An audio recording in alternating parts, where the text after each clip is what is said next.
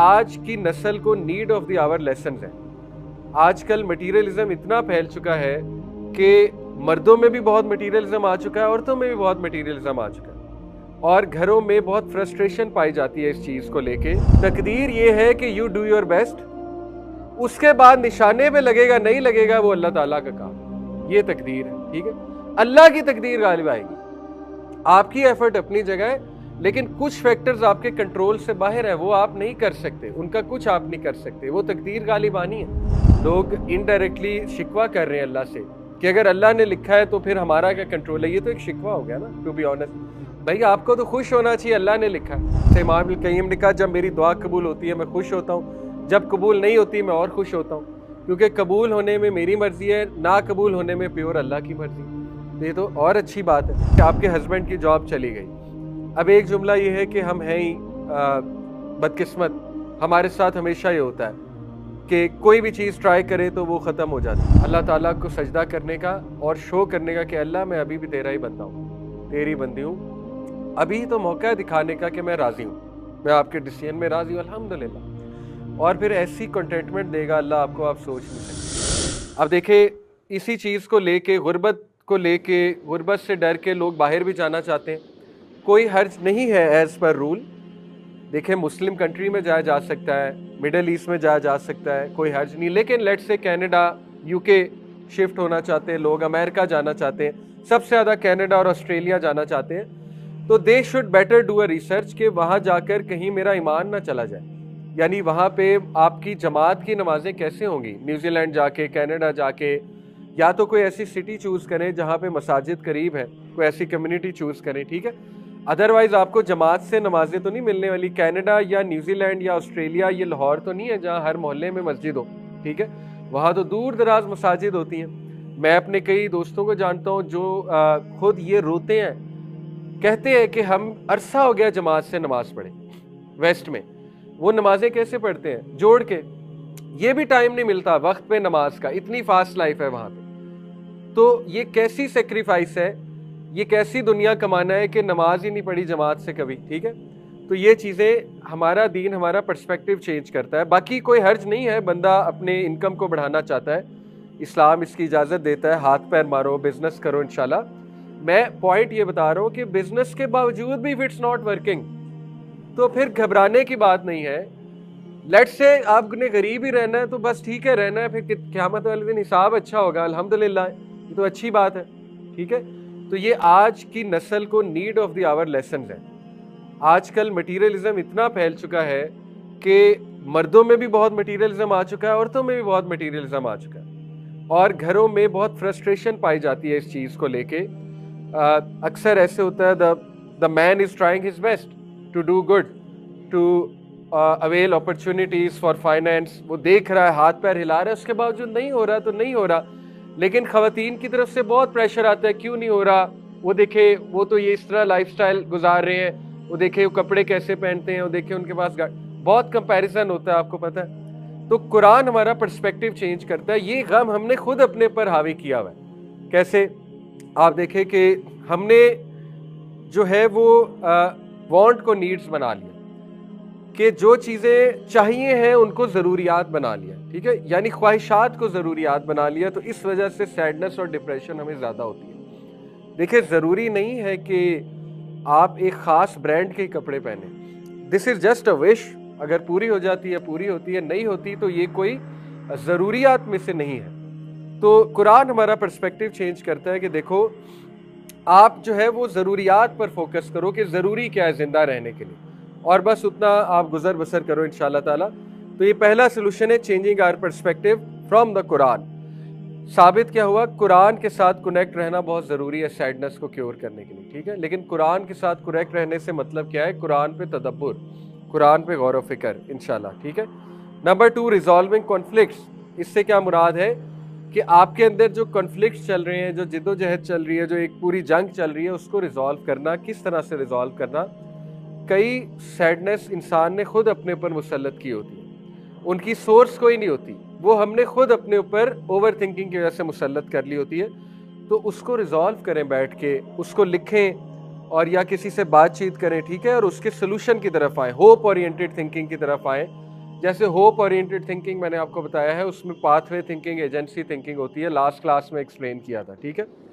پری آرڈینمنٹ بہت زبردست سلوشن ہے. قدر، تقدیر، میں نے آپ کو شاید بتایا تھا، ذکر کیا تھا، وہ جو حضرت آدم علیہ السلام کا واقعہ ہے، موسیٰ علیہ السلام سے جو کنورسیشن ہوئی تھی ان کی عالم برزخ میں.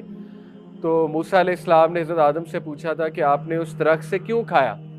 تو موسیٰ علیہ السلام کو جواب دیا حضرت آدم نے کہ دیکھو، تم اپنی کتاب اگر پڑھتے ہو، تم پر وحی آتی ہے، تو تمہیں کیا سمجھ لگتی ہے؟ تو موسیٰ علیہ السلام نے کہا مجھے یہی سمجھ لگتی ہے کہ اٹ واز پری آرڈینڈ، آپ سے غلطی ہونی تھی اور ہم نے دنیا میں آنا تھا. تو حضرت آدم السلام مسکرائے، کہتے ایگزیکٹلی یہی بات ہے، ایسا نہیں ہے کہ میرے درخت سے کھانے کی وجہ سے تم لوگ یہاں آ گئے ہو، تمام انسانیت، ٹھیک ہے، مجھے تو اللہ نے معاف کر دیا تھا، رائٹ دیر رائٹ دین، یہاں ہم نے آنا ہی آنا تھا، دس واز پری آرڈینڈ. اس سے ثابت یہ ہوتا ہے کہ انسان تقدیر کا سہارا لے سکتا ہے کب؟ جب وہ توبہ کر چکا ہے اس چیز سے. یہ پوائنٹ بڑا امپورٹنٹ ہے، ٹھیک ہے. جیسے ایک بندہ شرابی تھا یا اس سے کوئی کوتاہی ہوئی ہے پاسٹ میں، یا کوئی کسی کا حق مارا گیا ہے، اب وہ بندہ زندہ نہیں ہے، اب ظاہر ہے اس سے معافی تو مانگی نہیں جا سکتی، وہ بندہ زندہ ہی نہیں ہے، فوت ہو گیا ہے، ٹھیک ہے. اب اس کو ریگریٹ ہوگا، کیوں کیا، غلط کیا، میں نے زیادتی کی، وغیرہ وغیرہ. تو پھر اس کا بہترین حل ہے یہ کہہ دینا قدر اللہ و ما شاء فعل، تقدیر پر ڈال دیں کہ آئی ریپینٹ، لیکن جو ہوا وہ تقدیر میں تھا. تو یہ بڑا زبردست ایک سلوشن ہے ٹو گیٹ کام ڈاؤن کہ بھائی اللہ تعالیٰ نے اسی طرح لکھا ہوتا، ہو گیا سو ہو گیا، اب آگے بڑھتے ہیں. تو قدر جو ہے یہ بہت خوبصورت کانسیپٹ ہے تقدیر کا، کہ اللہ تعالیٰ کو بہتر پتہ ہے اس میں بہتری کیا تھی، اللہ رب العالمین بہتر جانتا ہے. تو یہ تقدیر کے کانسیپٹس آپ کے اسٹرانگ ہونا بہت ضروری ہیں، ٹھیک ہے. اس کی ایک مثال ہے، کئی لوگ وہ یہ سوال کرتے ہیں کہ ہمیں کیسے پتہ لگے گا کہ تقدیر کتنا غالب آئے گی اور پرسنل ایفرٹ کتنی غالب آئے گی. تو ایک اسکالر نے بڑی اچھی مثال سے سمجھایا تھا.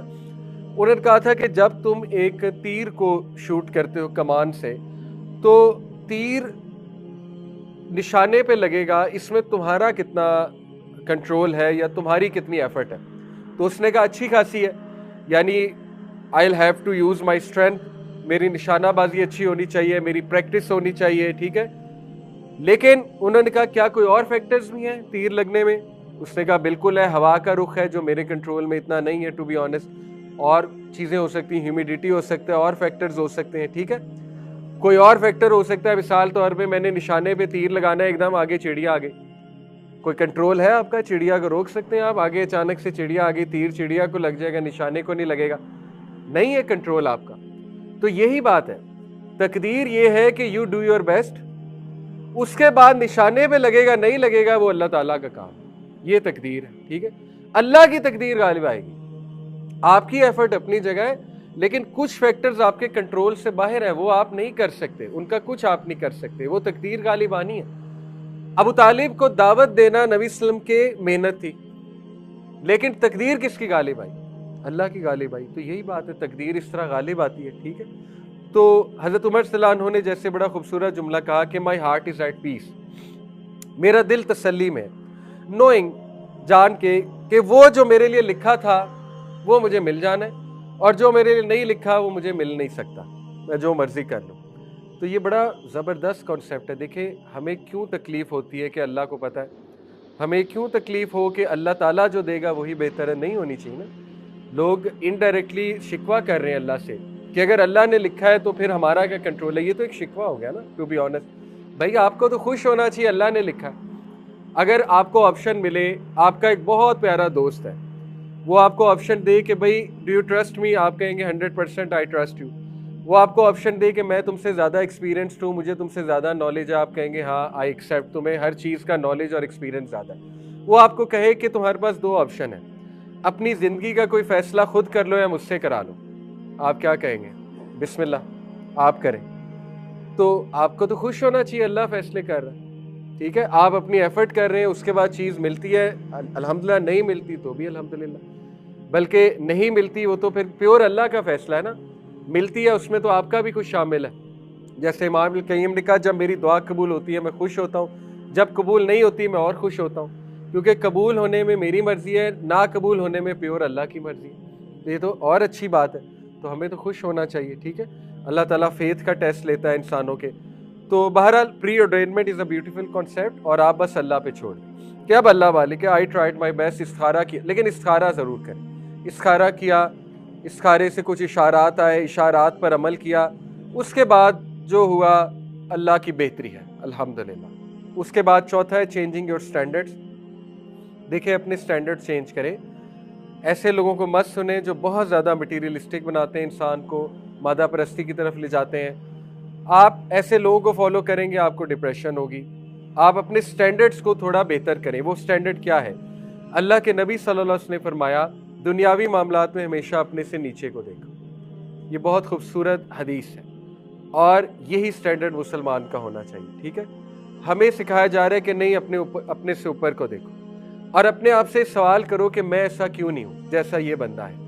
तो ये गलत कॉन्सेप्ट है, और ये टोटली दीन के अगेंस्ट है, दीन की टीचिंग्स के खिलाफ है। बेंचमार्क दीन में बनाना है तो टॉप वाले को बनाएं, दुनिया में बनाना है तो नीचे वाले को देखें, ताकि आपको तसल्ली रहे कि भाई मैं इतना बुरा नहीं हूँ, अल्लाह ने बहुत कुछ दिया, हमें बहुत कुछ दिया अल्हम्दुलिल्लाह। ठीक है, तो स्टैंडर्ड्स को चेंज करना पड़ता है। पॉजिटिव इंटरप्रिटेशन ऑफ एवरीथिंग ज़रूरी है, लेकिन इतना नहीं कि टॉक्सिक पॉजिटिव हो जाए बंदा।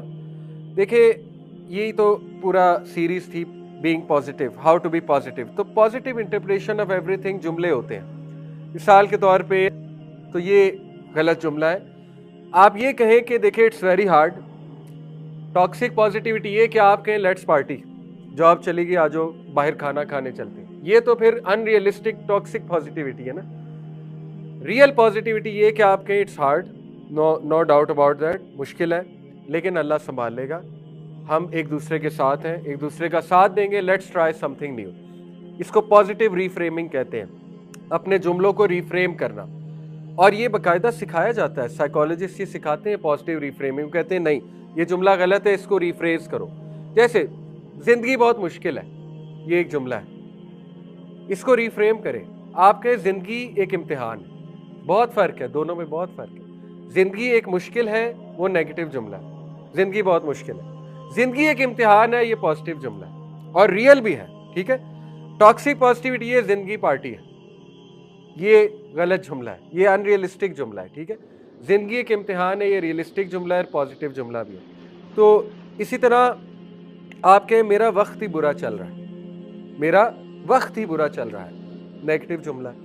आप कहें मेरी आजमाइश हो रही है, अल्लाह ताला आजमाइश में आसानी करे। तो ये इससे बड़ा फ़र्क पड़ता है, ट्रस्ट मी, बहुत फ़र्क पड़ता है, क्योंकि आपका ब्रेन जो है, मैंने आपको बताया था, वो जुमलों को पिक करता है, जुमलों को पिक करके फिर वो अपने सिस्टम को ऑन कर देता है, वो केमिकल रिलीज़ कराना शुरू कर देता है जो नेगेटिव जुमलों से रिलेटेड है, यानी कोर्टिसोल, एमरजेंसी केमिकल रिलीज़ होना शुरू हो जाएगा, कोर्टिसोल रिलीज़ होना शुरू हो जाएगा। कोर्टिसोल आपको पता है वो स्ट्रेस केमिकल है, वो स्ट्रेस में डालता है इंसान को। ठीक है, तो इसलिए ये रियल है पॉजिटिव जुमले कहना। I know it's very hard, it's very hard, लेकिन आपके पास बड़े मौके आएंगे ऐसे कि खुदा ना खास्ता आपकी कोई दुआ नहीं कबूल हुई। लेट से आपने, चले वही मिसाल दे, तो आपने लेट से कहीं यूनिवर्सिटी में अप्लाई किया हुआ है, रिजेक्ट हो गई, ऑफ नहीं आई। अब आपके पास परफेक्ट मौका है टू शो अल्लाह कि अल्लाह मैं आप ही का बंदा हूँ। देखिए ये तो कोई बंदगी नहीं ना, कबूल हो गई तो बंदगी। ये तो कुरान में सूरह हज में अल्लाह ने कहा कि लोगों में से कुछ ऐसे हैं जो अल्लाह की इबादत करते हैं किनारे पे खड़े होकर, सुभान अल्लाह। If good reaches them they are happy, but if some sir, if some test comes from us, they turn back on their faces, तो वो मुंह फेर लेते हैं हमसे। तो ये तो आपके पास परफेक्ट मौका है अल्लाह ताला को सजदा करने का और शो करने का कि अल्लाह मैं अभी भी तेरा ही बंदा हूँ, तेरी बंदी हूँ। अभी तो मौका है दिखाने का कि मैं राज़ी हूँ, मैं आपके डिसीजन में राज़ी हूँ अल्हम्दुलिल्लाह। और फिर ऐसी कंटेंटमेंट देगा अल्लाह आपको, आप सोच नहीं सकते। ठीक है, अल्लाह आपके दिल को तकवीयत दे देगा उस फैसले पे, आपको तकवीयत आ जाएगी, स्ट्रेंथ आ जाएगी, आपको एक अजीब सा सुकून आ जाएगा, चाहे वो फैसला आपके खिलाफ भी है, आपको एक अजीब सा सुकून आ जाएगा। ठीक है, तो इसको कहते हैं गिना, गिना ऑफ द हार्ट। ये गिना अल्लाह के नबी सल्लल्लाहु अलैहि वसल्लम ने मांगा भी है, अल्लाहुम्मा इन्नी अस्अलुकल हुदा वत्तुका वल अफाफ वल गिना, आफियत और गिना मांगा है। गिना कहते हैं रिचनेस ऑफ द हार्ट को। ठीक है, रिचनेस ऑफ द हार्ट ये है कि आपको तसल्ली है अल्हम्दुलिल्लाह, आपके चेहरे पे रौनक है, آپ کا چہرہ مرجھا نہیں گیا کسی چیز کو لے کے، تو اللہ تعالیٰ تقویت دے دے گا آپ کو. کوئی بھی حادثہ خدا نہ خواستہ ہوا ہے، اللہ تقویت دے دے گا. تو یہ دعا بھی کرنی چاہیے، اللہم انی اسألک الہدی والتقی، اے اللہ میں ہدایت کا سوال، تقوی کا سوال، والعفاف والغنی، ان دو چیزوں کا سوال.